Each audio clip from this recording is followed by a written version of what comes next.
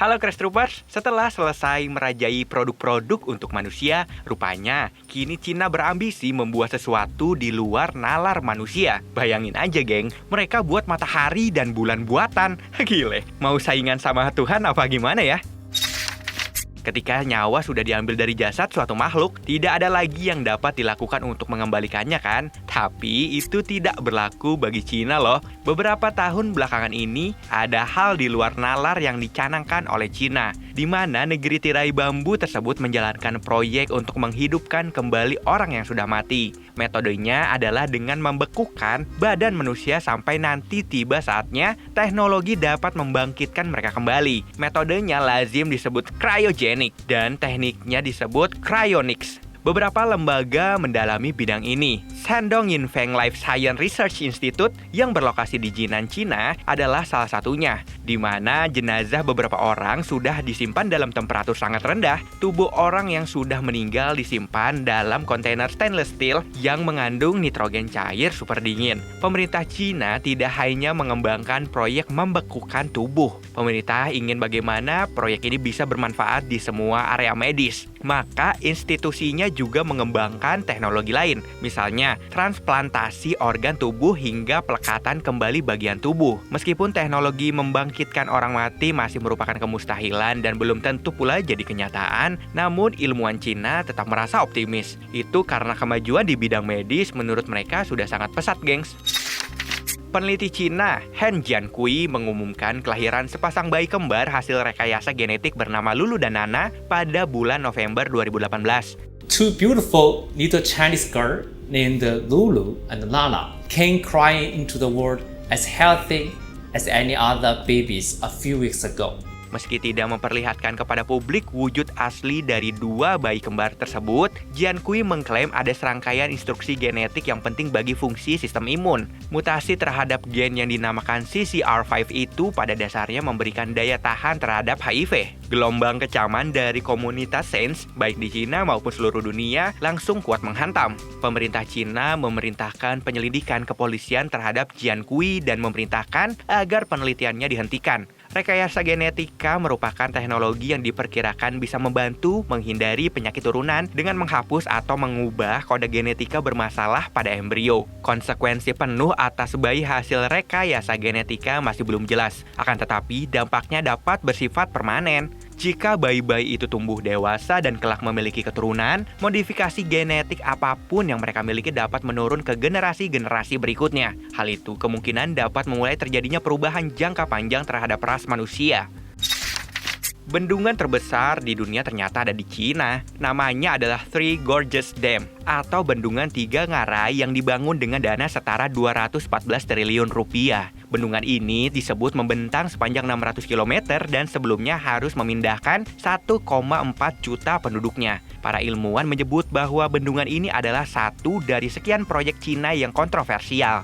Bendungan Tiga Ngarai yang memiliki luas 1045 km persegi ini disebut mampu menampung 9,43 kubik mil air. Akibatnya akan terjadi pergeseran besaran massa yang akan mempengaruhi rotasi bumi. Fenomena ini disebut sebagai inersia. Ayo, ada yang tahu inersia? Intinya, inersia ini adalah fenomena ketika rotasi bumi melambat. NASA telah menghitung bahwa bendungan ini memperlambat rotasi sebesar 0,06 mikrodetik. Kecepatan rotasi planet bumi sebenarnya berfluktuasi cukup sering karena dapat dipengaruhi oleh gempa bumi, bulan, dan gerakan kutub utara yang disebabkan oleh perubahan iklim.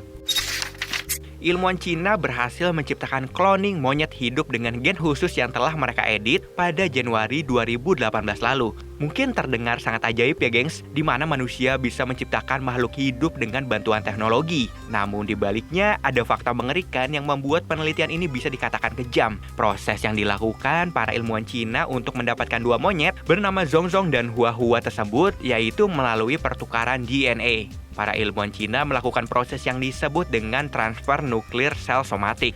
Dalam proses ini, para peneliti mengambil sel telur monyet dan mengeluarkan nukleus. Selanjutnya, mereka mengambil sel somatik dari janin monyet dan melepaskan nukleusnya, mentransfer inti sel tersebut ke dalam telur kosong yang telah diambil nukleusnya tadi. Sel telur yang direkonstruksi ini kemudian dibiarkan tumbuh, terbelah, dan akhirnya menjadi embrio awal. Selanjutnya, embrio tersebut ditempatkan pada rahim monyet betina hingga lahir.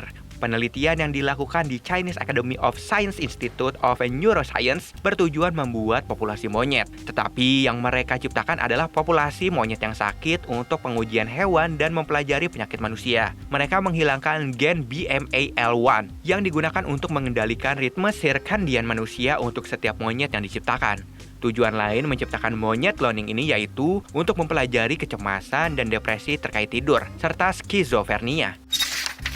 Cina berhasil menerbangkan sebuah drone atau unmanned aerial vehicle berukuran besar. Drone ini digunakan untuk misi membuat hujan buatan di wilayah sebelah barat laut Provinsi Gansu. Selama 40 menit penerbangan perdananya, pesawat yang diberi nama Ganlin 1 ini dianggap mampu mempertahankan penerbangan yang stabil dan sukses pula melakukan operasi modifikasi cuaca. Contohnya, deteksi kondisi atmosfer dan menyebar katalis untuk proses produksi hujan buatan. Begitu juga dengan fungsi de-icing dari Ganlin 1 sendiri. Tak hanya lewat pesawat tak berawak, Cina juga telah mengembangkan program manipulasi iklim dengan memperluas kapasitas operasional manipulasi cuaca di seluruh negeri menggunakan penyemaian awan atau cloud seeding yang sebenarnya sudah dikenal di dunia, gengs. Metode ini menggunakan zat pendispersi seperti perak iodida yang disemai ke awan untuk menghasilkan presipitasi atau proses pengendapan sehingga menghasilkan hujan maupun salju. Sepertinya bukan hal yang sulit ya gengs bagi Cina untuk menciptakan apapun. Kini negeri tirai bambu juga telah mengembangkan proyek matahari buatan sebagai ambisi untuk mencari sumber energi yang ramah lingkungan. Matahari buatan Cina yang dinamakan HL2M Tokamak ini merupakan sebuah reaktor nuklir yang diharapkan dapat memproduksi energi seperti matahari. Proyek ini dimulai pada tahun 2018 lalu. Tim peneliti dari Institut Fisika Hefei Cina mengumumkan bahwa reaktor eksperimental Advanced Superconducting Tokamak atau IS yang diciptakan adalah untuk meniru cara kerja alami matahari telah mencapai suhu 100 juta derajat Celcius. Sebagai perbandingan nih gengs, inti matahari alami hanya mencapai 20 juta derajat Celcius. Berarti suhu reaktor IS 6 kali lebih panas dari matahari asli. Reaktor IS bekerja dengan menggabungkan dua inti hidrogen. Ketika unsur bergabung akan tercipta energi panas yang luar biasa. Proses ini dikenal dengan fusi nuklir dan berbeda dengan reaktor nuklir biasa yang menerapkan pembelahan inti atom. Dengan matahari buatan ini, diharapkan fusi nuklir dapat menjadi pilihan energi yang layak di bumi. Dengan memanfaatkan kekuatan yang dihasilkan, penduduk bumi bisa mendapatkan energi bersih yang hampir tidak terbatas. Untuk dapat mewujudkan proyek ini, Cina bekerja sama gengs dengan sejumlah negara, antara lain Amerika Serikat, Uni Eropa, Rusia, Jepang, India, dan Korsel. Rencananya, matahari made in China ini akan mulai bersinar tahun ini loh, dan bisa digunakan secara komersial pada 2050 mendatang. Selain matahari gengs, dari banyaknya pemberitaan, ternyata mereka juga mempersiapkan bulan buatan loh. Gile, beneran mau saingan ini mah sama Tuhan.